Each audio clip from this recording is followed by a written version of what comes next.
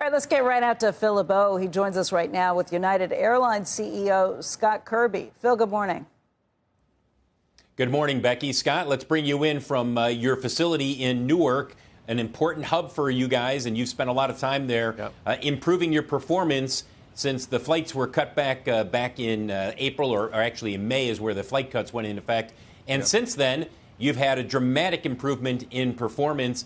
And give us a sense of what you expect as you head towards the holiday season out of Newark. Sure. Well, here it is great to be here at Newark, and what a difference summer makes. Newark was the best operational reliability that we've had in our history here at Newark. It's really a testament to the FAA finally putting Newark on an equal footing with LaGuardia and JFK and managing the capacity at the airport. And when you do that, our people just do a great job taking care of customers. And Newark was actually the most, United Airlines at Newark was the most on-time arrivals of any airline into the New York metro area this summer. So kudos to the FAA and our people for doing a great job turning it around here. But, Scott, a lot of that was because of the flight cutbacks in terms of the number of flights coming into the airport. So naturally, you would expect things to improve.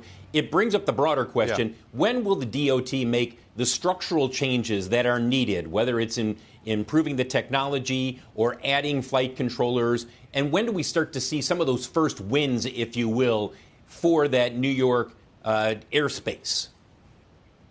Well, the most important structural change is to do exactly what you said, which is essentially slot controls. Manage the number of flights to equal the capacity of the airport. And that's the biggest thing that the FAA has done. But the FAA is gradually increasing the capacity of the airport as they replace the copper lines, as the technology improves, and as we get to full staffing. The New York metro area, Newark and the two New York airports, have been 50% understaffed for years.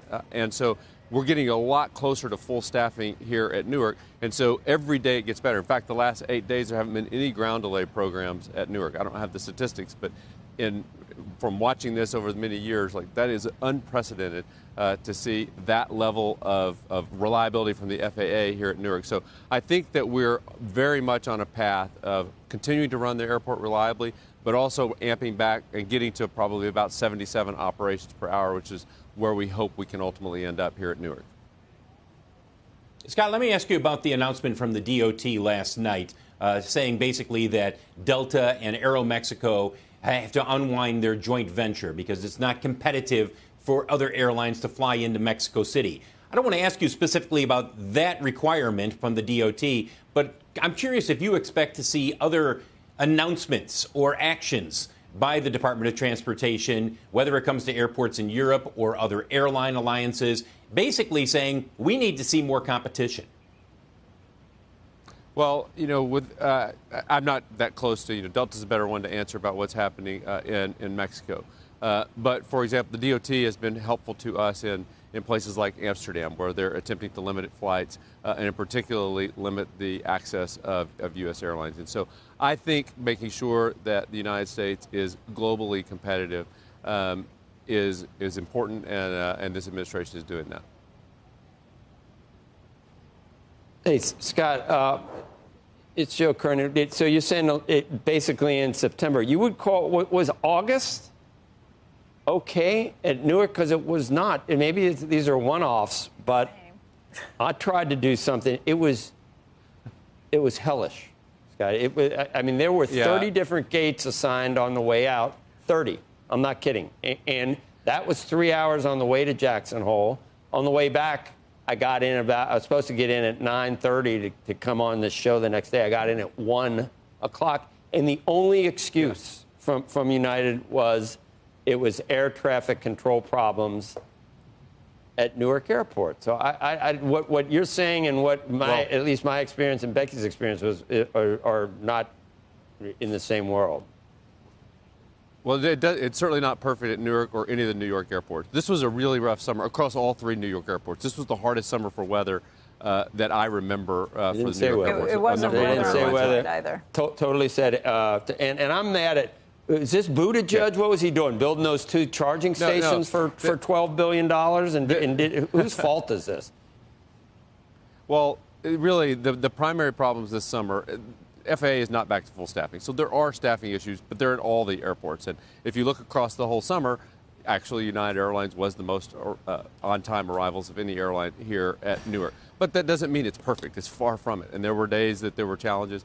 July actually was harder. It's particularly when thunderstorms hit. And if a thunderstorm shuts down one of the arrival or departure routes into Newark, that happened sometimes, and it didn't happen at the other New York airports. The opposite also happens as well. Yeah, this was on clear day, and I think for you too, Joe. Yeah. And it was coming and going, both of us, like right at the end of August. It was coming and going. Yeah. And the other thing is you guys have bespoken. It's not on a particular flight, but what it did make me think at the time, because I missed flights coming and going, connecting flights, because you can't get to a lot of these places from here, type of thing, where you have to go through connections. And that makes for particularly troubling travel. And by the way, that goes back to this hub and spoke theory, that you can't get direct flights to a lot of places. You have to go through somewhere else.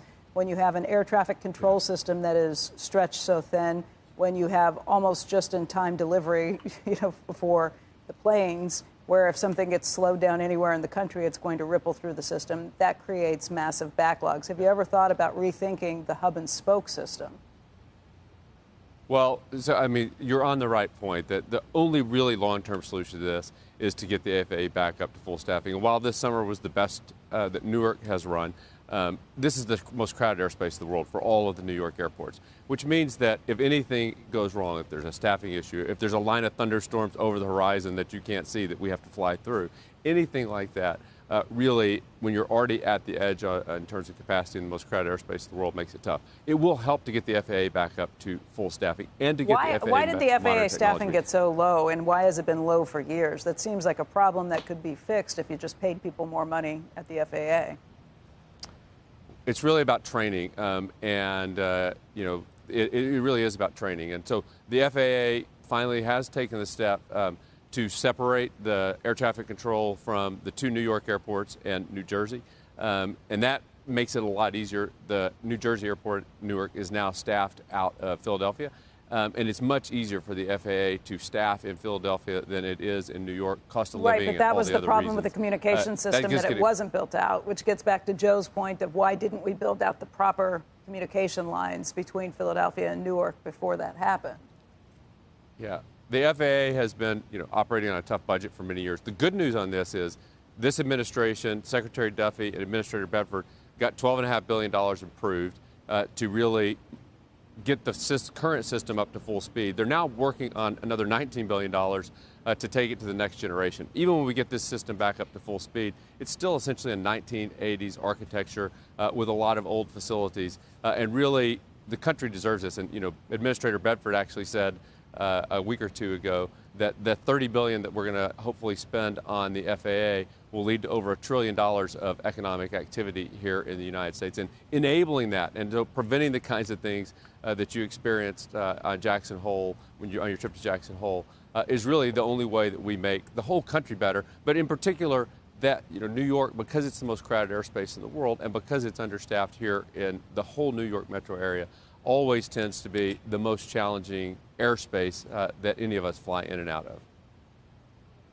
Hey, Scott, it's Phil again. I want to get into quick questions about the state of the business right now in terms of what you and the airlines are seeing. First of all, you're starting to get an early peek at bookings for the holiday season. What are you seeing there in terms of demand? And then also the main cabin revenue, which has been under pressure for all of the airlines for most of the year. Are you seeing any improvement there, or does that continue to be a soft spot within the business model? Well, on the demand side, I think we're a really good real-time indicator of what's going on with the economy. A lot of the statistics are backwards looking, and at the beginning of July, we saw a step function improvement in demand. It was like a light switch flipped on. And coming out of Labor Day, you're really starting to book for your fall break, Thanksgiving, and Christmas, and bookings have been even stronger as we have come into September. So I actually think that the economy is stronger than some of the backward-looking statistics would suggest. It has been better in the premium cabin. I think it's less about demand on main cabin and more about supply. There's still a lot of supply in the main cabin from a number of airlines, and when you have that, there's more pressure on pricing in the main cabin. But overall demand has definitely stepped up, both corporate and leisure, and in particular as we has moved into the fall, turned the season on the summer, and started looking forward.